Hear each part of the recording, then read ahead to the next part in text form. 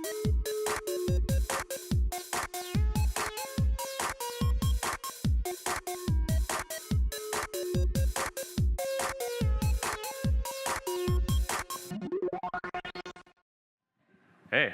hello, EmberConf.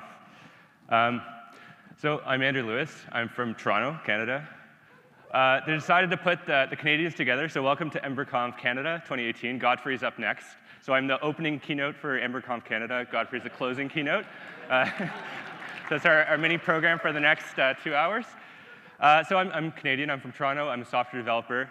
But I'm going to start with a confession. I have no idea sometimes what I'm doing with Ember. Sometimes I'm looking, I really don't know what I'm doing. I'm not an expert. I'm not here to talk to you about Glimmer performance or, I'm not going to make dancing tomsters move around the screen in beautiful fashion. I'm just going to talk about a side project that I'm working on that happens to involve Ember. But first, I'm going to talk about history. So in the tech world, we come to a conference like this, we hear about history, and we have this funny idea of what it means. So this is history. We don't use var anymore. We use let. We don't use import Ember anymore. That's history. We use our components. If you were in the keynote yesterday, in the talk yesterday, you would learn that we don't use liquid bind anymore. That's history too. We use animated value. And then if we go back into the ancient history, we get jQuery. This is ancient history. And then even stepping back further to prehistory, we have the on-clicks. So in the tech world, we have this funny idea of history. I'm going to talk about real history, the kind with black and white photos. And I'm going to start by telling a story. And the story starts in the 1930s. And it involves this guy, Vannevar Bush. And if you've heard the name before and you're talking about Vannevar Bush, and you hear someone saying that, you can say, well, actually, it's pronounced Vannevar. I don't know why, but that's how you pronounce it. So Vannevar Bush was an engineer. He worked in the 30s. And he built the first analog computers. And these were cool devices, and they would do a calculation, and they ran mechanically. There were no digital computers back then, and he was a really good engineer. He built a bunch of these in MIT. So here's his most famous one, the differential analyzer. And what you do is you trace a curve. The person on the right side is tracing the curve, and the area underneath would be calculated by the tracing of the curve. So these were incredibly cool computers. They were used for ballistic calculations and for integration and calculus. And they were really cool. Like a lot of engineers, and they're approaching the end of their careers, he got pressed into management. So his job turned from making cool devices into reading documents. And in the 1940s, something big happened. That was World War II. And pretty much the whole country reoriented towards winning the war effort. And Vannevar Bush, it was called the General of Physics, because his role was to give science advice to the president. And he had a lot of really big contributions to the war efforts. He made it to Time magazine. But one of the big stories about World War II was that there was an explosion in information. So there was all these tools for creating information, but during the World War, there was the first time they got used on a mass level. So there were new bureaucracies that were producing endless amounts of data, new data, and everybody who wasn't on the war front was somehow producing data in the form of paper and information back home. So here's some just examples of how much information was being produced. It was unprecedented. And Vannevar Bush's job was to just deal with reports. And he'd get science reports, and he'd have to read them and understand them, and then translate that into advice for the president. So across his desk, there were 35,000 reports that came to him during the course of the war. So it was just an overwhelming amount of data.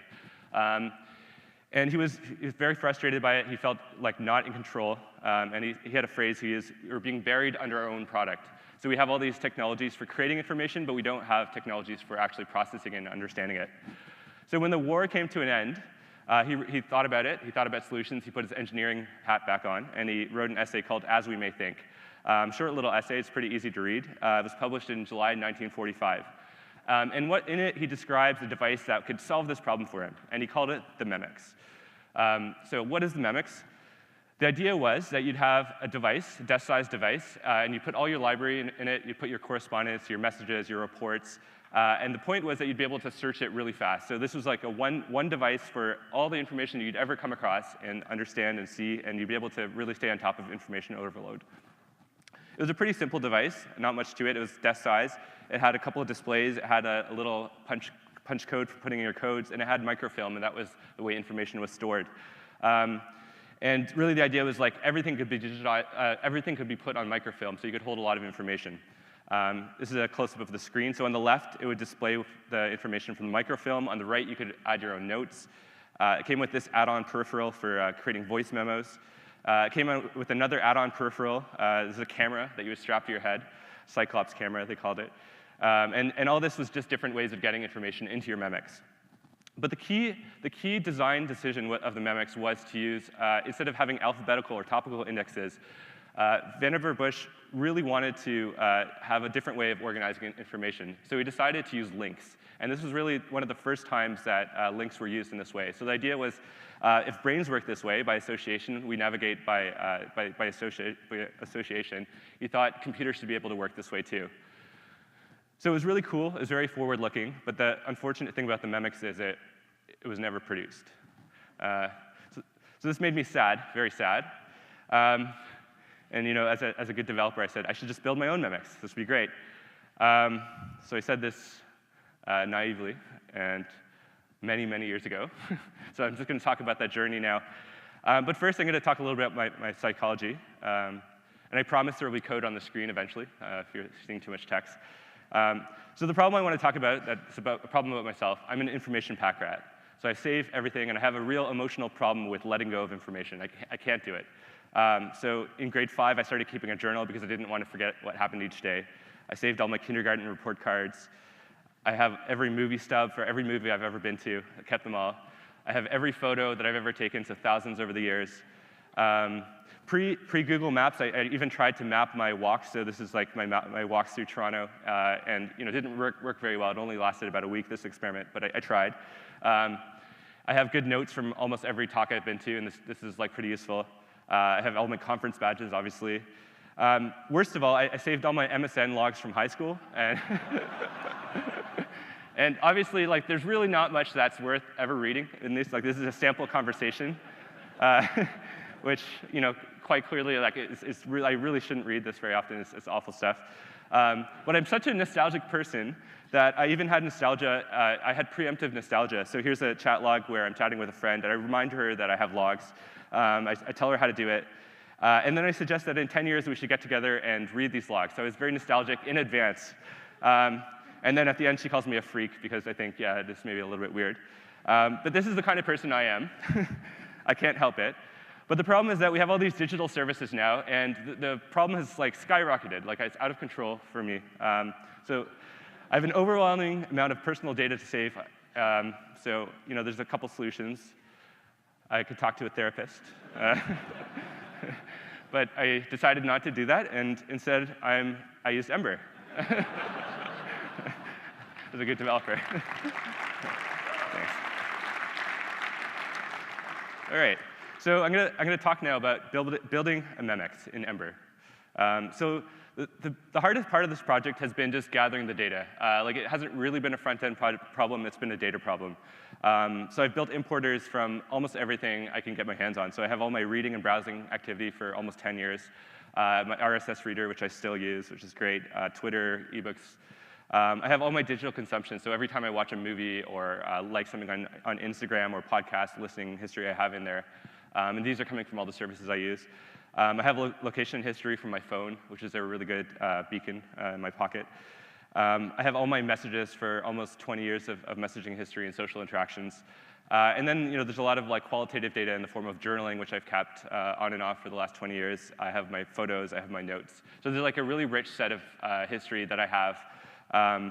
So it's from almost 1995 onwards. That was my first journal, and I have almost something for every day since then. And it's organized into a graph that I can navigate it, and it's not it's a pretty loose schema, but it allows me to really navigate it like the Memex. It has about 5 million activities of things I've done, and then 4 million entities, and these are people, places, things, concepts. And then there's a lot of relationships between them. They bind them all together. And then there's an ETL system. ETL stands for extract, transform, load. So it's a pattern for having an importer and then transforming that and then loading it into my Memex. And then I have a custom query language for actually querying it. And then I use JSON API in the back end. So now we come to the scary time, the live demo. If you all want to bow your head and give a little prayer, that would be appreciated. And I'm just going to switch to my browser. I hope everybody's praying. Okay. Cool. OK, so this is the opening screen. So on the left is our query builder. So right now I have a simple query. It's just everything I've done on GitHub. So you can see, this is all kinds of different activities, and it's a lot of time. I can scope it down to something like verb liked. So this is all the repositories I've liked, a lot of Ember stuff. And to give a better idea of how the schema is organized, I have this node view, and you can kind of get an idea. So in the middle is the Andrew Lewis node, because generally it's oriented around things I've done. And then coming out of it are the repos. So this is Ember Liquid Sauce. These are the owners of the repos, and then this is like the tags. So you can kind of get a sense of how everything's organized as a graph. And we navigate this graph with the custom query language via this builder in the left-hand side. So I can change it to verb edited. So this is what I use for commits. This is the verb I use for commits, and it updates. And so I'm just changing the traversal. So I'll show you a different type of traversal. Let me turn off the graph. So I'm going to change it to verb listened. And then, so involved, every activity has an involvement. So this is like, if you think of subject, predicate, object, like this is the object. So I'm gonna look for songs, and I'm gonna look for songs where the creators are Aretha Franklin. So what we have here is the 3-hop traversal where we evaluate from the bottom. We find all the nodes that match Aretha Franklin. Then we find all the songs where she created them, and then we find all the times I listened. So let's evaluate this query. And I might have messed something up. Songs, yeah. I need better autocorrect. Cool, so this is every song I've listened to by Aretha Franklin. So it's a pretty simple traversal. I can add full text search into here. So let's say love. So any song that matches love with the creators Aretha Franklin, and we just update and we get that. So that's an idea of like how we build a subgraph. We describe a subgraph that we want, and then we evaluate the query, and then we see the results on a timeline. So just to give an idea of like how much is in this thing, I'll do like a pretty simple query for like something like Christmas, which is I don't really care much for Christmas, but it's nice. It's a nice. It goes across all my data. So let's evaluate this query and graph it. So you can see there's a lot of hits over time. So from 2002 onwards, you can kind of see the seasonal pattern of stuff. So let's do something a little bit more useful than Christmas. Let's search for Ember. So this is everything I've done that involves Ember over quite a few years. And we can scope it down to verb messaged. So this is every time I've messaged, and it's had Ember in it. So let's explore it a little bit. So this looks pretty early on. I'm just going to have to refresh because I messed up. So this is pretty early on. I think this is too early, 2010. This is a message where my friend jokes about the embers. It's not the real embers. So let's go a bit later. So this is a message from 2012. My friend Phil is complaining about learning Ember. So for any of these items, we can always find the context and what was going on around that time. So let's have a look what else he was saying. I asked if it's heavy-handed. He says it's kind of like Rails. He complains about not knowing JS, and he says it's all magic. So this is like an early conversation. I can find it very easily. By the way, I asked Phil if I could show this on screen. He said it's fine. He says he loves you all, and he's changed his mind. So just want I'm not just compromising him right now. OK, so what we can do next, we can change this around a bit. I can add a provider, so Slack. So this is like everything on Slack that I mentioned. If you notice it's pretty sparse, that's because the Ember community Slack doesn't allow you to have an access token. So if there's anybody in the room who has admin access and wants to give me an access token that I can get my data and my Memex, I would really appreciate it.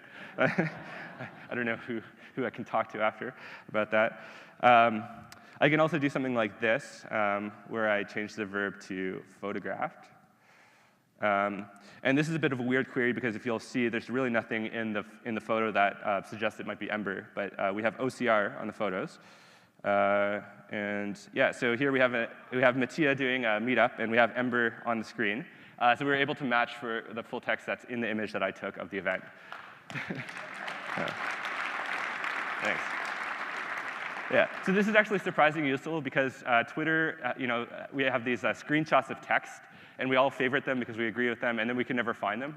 So I don't really have that problem. I can search within these awful screenshots of text. So that's pretty useful. As a developer, there's another thing that's useful. I have all my command line history. So I can say verb commanded. So there's a tool I use called Gifsicle for making GIFs, GIFs. And I can never remember the flags. I think this is like a common problem. And I only use this thing like a couple times every year. So obviously I don't remember the flags. It's pretty easy to get to all the times I've used them. So let's do a look. So this is a query for every command that involved Gifsicle. So here we go. It's like kind of like the play-by-play, if you will. And like this is maybe it's useful. Sometimes we actually want to like learn a little bit about like what we were doing around the time. And the cool thing about the way I have this organized is that I can always use one of these search results to jump back in time. So let's see with this one, I use the flags, I use the convert tool. Maybe that's what I was actually after. So I can load the next activities, and I can see the Stack Overflow articles I was reading. I can see all the documentation I was reading. And when you see everything in line and collated on the same timeline, it's almost like a time machine where your brain gets the same stack that you had when you were solving this problem earlier. We can do fun things like remove RMF modules, and we can see all the times. Oh, sorry, right. Well, you saw the time I typoed the RM, and now you can see the time I actually did. I deleted my node modules. This happens quite frequently because as I said before, I don't really know Ember too well, or JavaScript too well. So it's kind of fun. It's useful to be able to see all your history this way. I'm going to show some other stuff. So Instagram is a wonderful service. I think a lot of us use it. But very obnoxiously, they don't really have an export feature or a history feature. And I feel as users, we've made this service really powerful, and we don't have access to our own history. So like part of what I'm doing is almost political. I feel we should have a right to our data. So I have a copy of my Instagram history. So let me just do a query for it. So the verb is published. So these are photos that I published on Instagram. And this would pull up everything I've ever saved on Instagram. I want to scope it down to stuff I've done. So the actor is Andrew Lewis. So this is when it loads, this is my complete Instagram history, which is great because otherwise there's really no way to get this stuff obnoxiously. We can change the way it's displayed. We use a kind of a masonry view. I also have all my reading activity, and I think when Vannevar Bush designed the Memex, he really had reading in mind, and I think this is a big part of it. So for the last few years, I've only read ebooks, I think just because it's easier to extract things I've reading and saving. So let me show you that. So verb read. So this is like pretty much everything I've read. So I'm reading a book called Wanderlust, and it has the timestamps. I have quotes that I can add to that, so I'm now combining filters. So this is the reading and quoting. So it all displays, and I can search within that, obviously.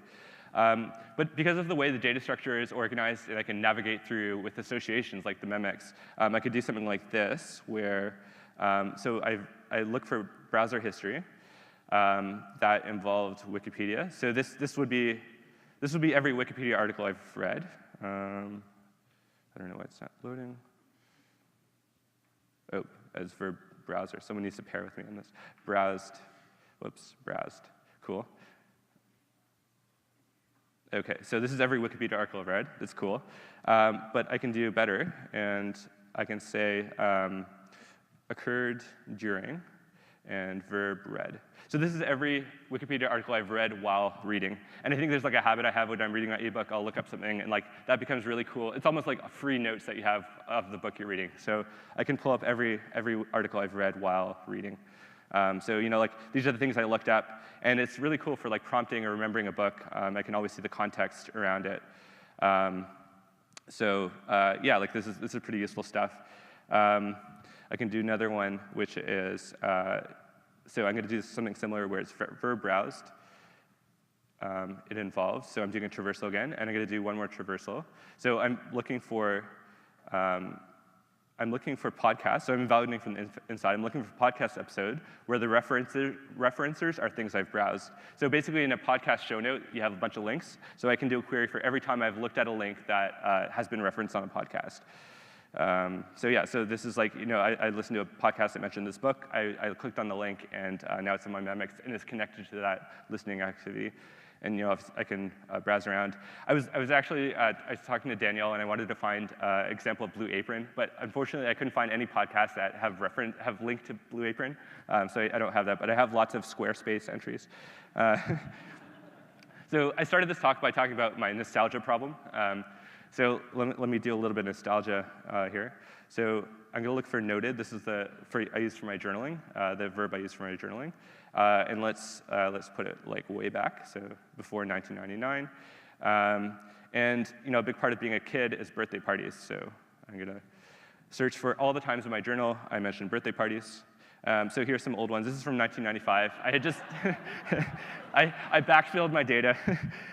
So I have that all in there. This is, if you read it, I was really upset. My little brother had a birthday party, and my parents didn't let me play with the kids because I was too old. So I was really upset, and I wrote a journal entry about it.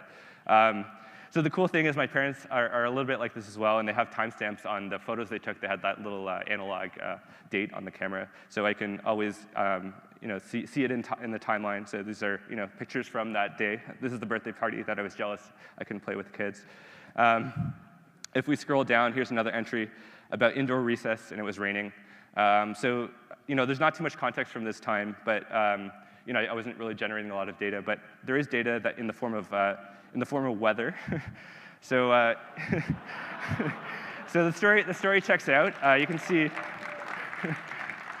So for any day, I can pull the weather, and sometimes that it's mostly not useful, but sometimes it gives really cool context. So in this case, it was a rain day in my journal, and the story checks out. It was a percentage of probability of precipitation was 1. So yeah, that was story checks out. My journal is true. I'm not a simulation, I guess. Okay, I'm going to do a few different things now. Almost done. So I like walking. So let's have a look at all my walks. So this is like a record of all my walks over many years. I can put them on a map. So that's cool. Whoops. And I like long walks in particular. So this is walks that are longer than 10 minutes. So these are all my walks longer than 10 minutes. Sometimes I like walking on beaches. So this is my long walks on Bondi Beach. So this is kind of fun. And most of the time, I don't really care to look at exactly where I walk. But sometimes it helps jog memory. So a couple of months ago, I went to Strange Loop. Has anybody been to Strange Loop? It's a great conference. So I drove down with my friend Max. It's in St. Louis. So let's have a look. So I can do verb drove.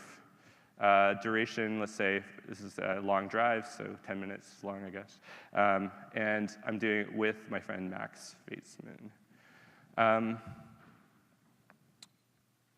This should pull up. Let me just, occurred with Max Feitzman. So this is the drive I took with Max. So I tag people manually. That's one of the only manual things I have to do, unfortunately. But when I have it, I can do these really cool things, like finding all the long drives I've done with Max. So it was a really fun road trip. Along the way, we took some photos. So what I can do is verb photographed. And I'm going to put this inside. So let me just delete this. Occurred during, and I'll just put this again, verb drove, duration 10. So this is all the photos I took with Max on a long road trip. And you can kind of get a sense of what we saw. It's pretty fun. When we are splitting the bills later on, I can use the OCR to find the fuel I paid for. So that matches. So it's kind of useful. You can kind of understand. So on our drive, we listened to some podcasts, and they're pretty cool. So I can do verb listened, involved. Am I off the screen? Yeah, sort of. Okay, almost. Episode. So these are all the podcasts I've listened to along the way. Which is pretty cool, because there was one podcast, we were going through the Appalachians, and we listened to a cool podcast about the rocks of the Appalachians. So it's cool to see it on a map and to see it in context, because sometimes I might only remember that podcast, and I wouldn't be able to search for it, but I would know how to look for it based on where I listened to it. So that's becoming kind of useful. So another thing we did on the trip is we went to a cool country bar. We're not too into country music, but we gave it a shot. So I have all my Shazam tags. So this is actually a pretty useful data set, surprisingly. So every time I pull up my phone and use Shazam to tag it, I have it. So let's try to remember. It was somewhere around, I think it was around here. We can update the map. And there it is. We listened to Garth Brooks. Any Garth Brooks fans in the house? All right. Great. OK. So we listened to this cool song. I have the record of it. It was in this bar. Let's pull up the context. So you can see it was with Max. It was in Music City Bar and Grill. I can also see some other things we were doing. So I have a photo. We were eating wings. I had a beer, some photos. So it's a cool way to, this is like a cool journaling feature where I can almost go back in time and really see like what my life was like in the past. Finally, I have a lot of food. So I track my food. This is really not as useful, but it's fun. So I have all my burritos. This is every burrito I've ever had. I have my heat map burrito, and I can scope it down to Toronto. So this is every burrito I've had in Toronto. So this is really one of the stupidest things I track, but it's fun, and I keep doing it. But there was a time when I was eating a burrito, and I was reading a book, and I saved a quote from that book, and I really don't remember anything beyond that burrito about how to get back to the book. So I'm just scrolling through my burrito history and jogging my mind about all the times I've had burritos. And one pops up on the map, and yeah, that looks familiar. So I can use that to go back in time. I can see the context again. That's cool. That sounds right. I was reading the book, the information. And yeah, there's the quote I saved using the burrito tracker. So sometimes it turns out to be useful. Most of the time it's not, but it's fun to have this data. Cool. I'm going to go back to my slides.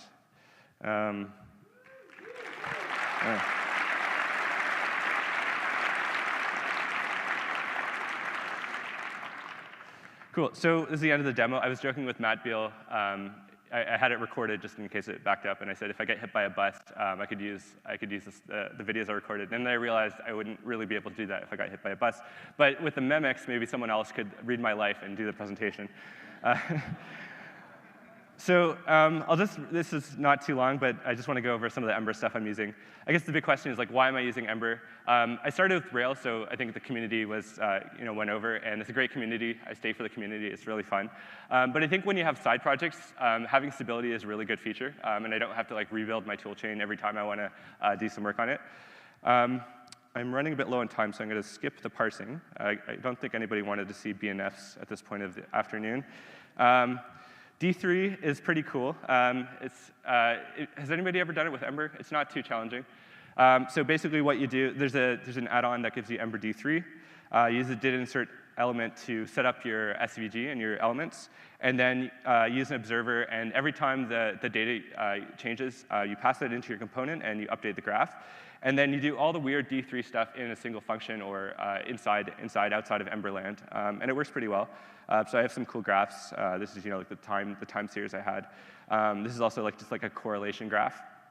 I can also do these kind of cool graphs. These are network graphs, so they show nodes and edges. So in the case of the one I'm using, I have a bunch of Ember models, and they all have relationships to each other through Ember. So in my Ember model, I have all the types of relationships enumerated. And then what I do is that I use the each relationship iterator to go over each type of relationship that the node is connected to, and then I recurse. So basically, I'm doing almost like a recursive traversal through my Ember models. And then the tricky thing here is you have to remember that you don't want cycles, which I do have, so you have a hops remaining to just make sure you never get cycles. And then the other thing I do is count how many edges I have connected to each node, and then change the property, and then make the size dependent on that. So this is maps. Maps are pretty simple. I think we've all done them. What I would recommend is checking out Mapbox, because it's WebGL based, so it lets you do really cool, very nice heat maps. So check it out. So building the timeline, I'll talk about this really quickly. So I have this concept of nesting. So what I do is I have a query, and it returns a bunch of activities. And then for each activity, I find the unique dates, and I create another type of timeline item. And I also create the start markers. So these are like the started red. And then I put them all on the same timeline. And then, unfortunately, I have to use jQuery to actually find the height of the bars, and I do that after. So everything's kind of nested in this structure. And as I scroll, these things are updated.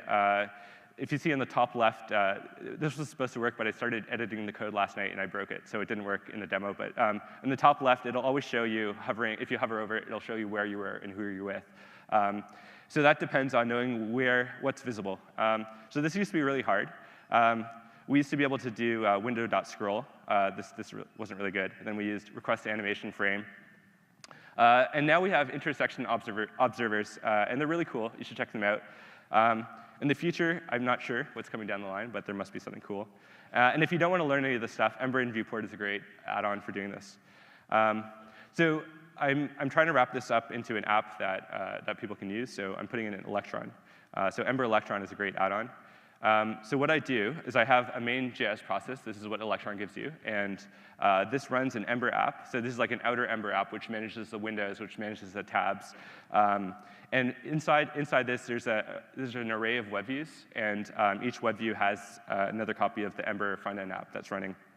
And then underneath that is Docker. So it's kind of like a 4-level deep system. But I have like a little installer here, which sets up the Docker. I have this configuration panel, and I have like this configuration for all the importers. This is actually an Ember model, and it serializes to YAML, and then the Docker reads that. And this is my tab system. And if Ember Electron is confusing to you, just copy the Ghost database, the Ghost repo. It's really cool. It's all open source, and they've done a lot with Ember Electron. So where's this project going? I think there's a few directions for me. There's the quantified self idea. So I could do stats. This is a graph of like my biking dependent on the weather. So you can see as the weather drops, I don't bike anymore. So I could do all these kind of quantified self sorts of things. Here's like another graph of my biking and visiting. This is a map of the hour of the day and the types of drinks I have over time. So it's kind of fun. I can do all these quantified self stuff. A lot of people are attracted to this. I kind of look at it like this. It's awful. Like it's kind of reducing your life to numbers, and I like the journaling a lot more. So I'm kind of aiming for this, and this seems as nerdy, but I'm thinking of this as almost like an augmented reality where the final version of this is like my life, in a sidebar on my glasses, and I can always see like where I've been before, what I've been doing. And there's someone I really admire. His name is Douglas Engelbert, and he had this experiment where he tied a brick to a pencil, and he tested how people write. And obviously, like when you have a brick strapped to the pencil, you're not only writing poorly, but you're also not thinking properly. And I think the inverse is true. Like the tools we give ourselves almost create new types of behavior and abilities that we have. And I think like this whole project is an experiment about what abilities emerge from my ability to have my life in a database. And yeah, I do hope to have it open source soon. So to conclude, I'm going to go back to the story of the Memex.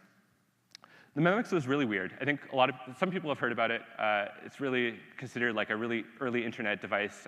People celebrate it as this really cool project, but it was weird. And I think a lot of people concluded this when they saw this picture. It's a weird device. But it was weird for other reasons too. The form factor was weird. So a computer in the 1930s was this. And if you're thinking, oh, these are nice little computers people are using, that's not the computer. The computer is the room of women working. Generally, that was a computer in the 30s. You can see the sign here, computing section. So the form factor was weird. When Vannevar Bush created it, the idea of having a desk-sized device was really strange. Even in the 50s, this is a hard drive. In the 60s, this is a computer. So even for its time, it was very, very weird. Someone actually created a replica Memex, and this is like what it might look like.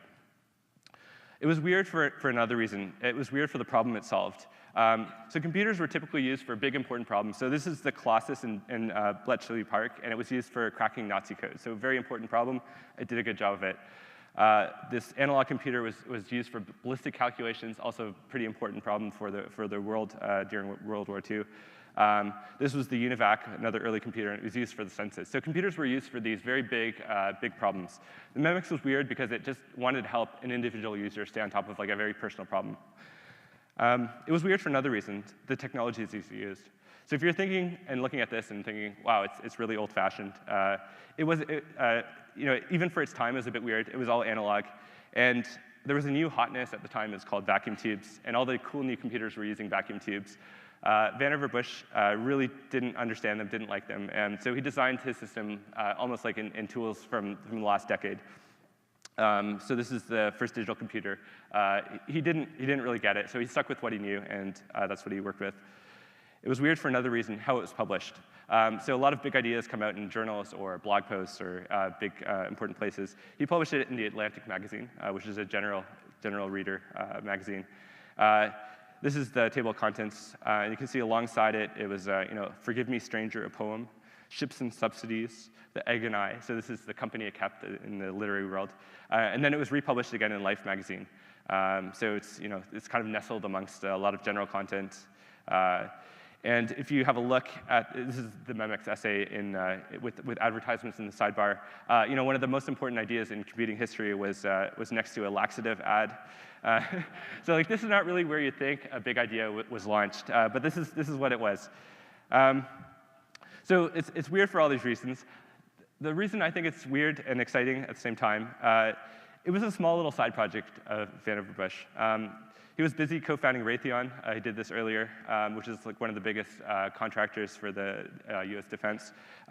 He was actually also the civilian leader for the Manhattan Project. So while he was thinking about the Memex, he was actually in charge of making sure that this device got built. And then after the war, he ran the National Science Foundation, and he was on boards, and he had many jobs. Even when he retired, he kept on tinkering with stuff. He created a lot of stuff. And the Memex was always this thing he thought of, he had ideas about and published. And he kept on publishing it into the late 50s. So this was something he thought about. It was a side project, and he never spent all his time, but it had an incredible amount of impact on the world. So a researcher, Linda Smith, looked at all the citations that the Memex had, and she described what it had as an image of potentiality. So it was weird, it was different, and people latched onto the weirdness in their own ways.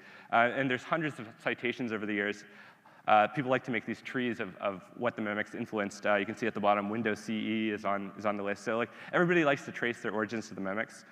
This is Doug Engelbart. He was very inspired. This is his personal copy with the notes he had of the Memex paper. And he went on and took that idea and built the first kind of modern computers with a monitor and a keyboard and a mouse. And this really came out of the Memex. Here's another picture of a system. This is citation analysis, which was again directly inspired by the Memex. And when Tim Berners-Lee came to invent the World Wide Web, he was again also very inspired by the Memex. So it was a weird little side project, and that's what I find so inspiring about this. So the thing about side projects, we're all busy, we have responsibilities. I think it's a big privilege to be able to work on side projects, and not all of us have that privilege. But on the other hand, does anybody follow this Twitter account, Dark Patterns? So it just compiles all these tricky ways that developers spend time on tricking users into doing things they don't want. So I think about this, and I think there's a lot of surplus time available for developers if you just phone it in a little bit when the boss asks you to make one of these. So in conclusion, here's how I use my own weird side project. So I'm coming to Portland. I've been here before. But I can quickly remind myself of all the times I've seen Portland things. I can remind myself about the carpet. I can be reminded to take my own photo of the carpet. I can see my friends who have been here and remind myself of where to go in the city. I know that I'm going to run into people I've met before, so I can quickly pull up my notes and refresh my memory and have a very intelligent conversation with them. I can see where in Portland I've been to, which is nice because I can sort of plan to be in a place I haven't been before. And there's a phrase in Portland, it's a bit of a cliche, but we all love it, I guess. Keep Portland weird. And I've been inspired by this, and I think we should keep our side projects weird as well. Yeah. So thank you, that's my Memex.